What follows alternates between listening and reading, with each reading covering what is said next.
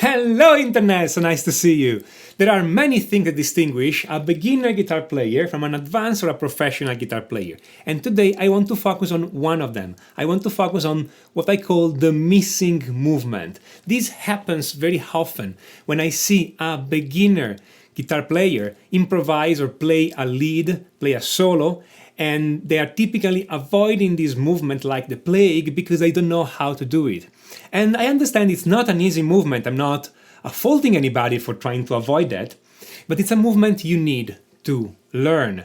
It's something that it's absolutely fundamental that you nail down if you want to become a good guitar player, a good lead guitar player. So what is this movement? Well, let's say you are soloing on a pentatonic scale, and I'm using the good old example of the pentatonic scale that I've used in many other videos because everybody knows the pentatonic, and it's a common ground on which we can explain a lot of things, and I can be sure that you already know part of what I'm talking about. So let's say we are on the A minor pentatonic,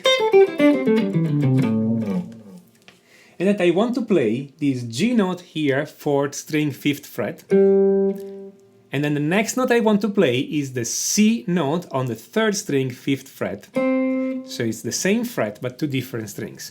This is the kind of movement that a beginner will avoid by playing another note in between, meaning that a beginner will just play or something similar, but they will not play those two notes one after the other, because this will require the missing motion, also known as the rolling motion. In fact, you can spot somebody who just learned the pentatonic scale because they play one note on one side of the scale and another note on another side of the scale, and they keep going on this way all the time.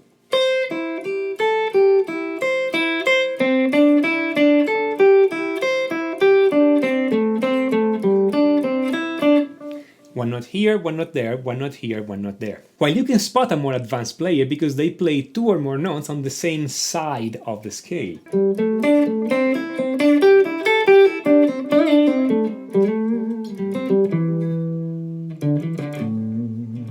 Now, why is this movement so hard? And how can we make it easier?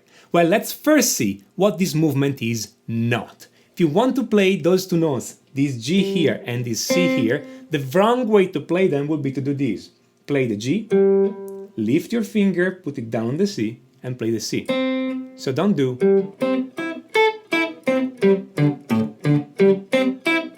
this kind of thing. It doesn't really sound good. The right way of playing this is to roll the finger. So you use your fingertip on the note on the 4th string, and then you use your finger pad for a note on the 3rd string.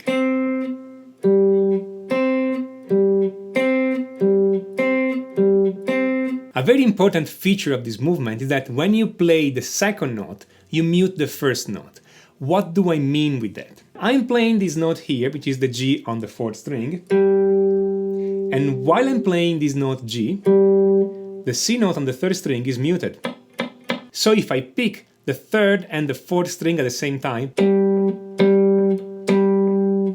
only the note on the 4th string is ringing. Then, when I want to play the note on the 3rd string, I roll this finger, I press down the 3rd string, at the same time I'm still touching the 4th string, but I'm not pressing it down, so that the 4th string is now muted, but the 3rd string is fretted and it will play. So if I pick together 3rd and 4th string, now the 3rd will sound, and the 4th won't. And so the only difference is the position of the left hand finger. Now I will pick both 3rd and 4th.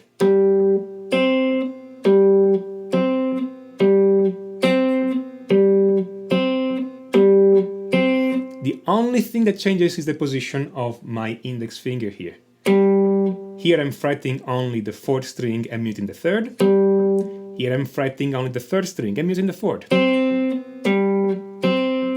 Of course, you can do this with any finger.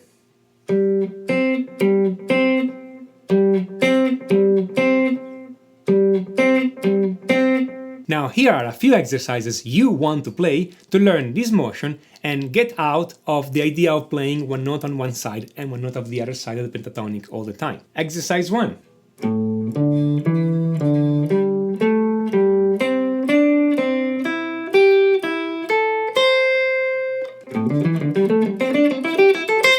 Exercise 2.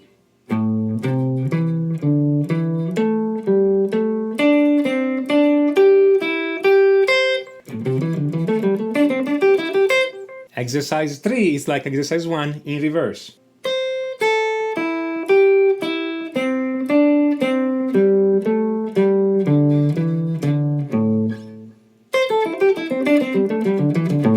In exercise 3, you want to prepare your index finger to roll down, meaning that when I'm playing this note here, I'm already ready to do this to play the note on the second string. So I'm not playing this way and then jump. I'm playing this, preparing the index finger. Same after that. Prepare the index finger. Prepare the index finger. Exercise 4 is like exercise 2 in reverse.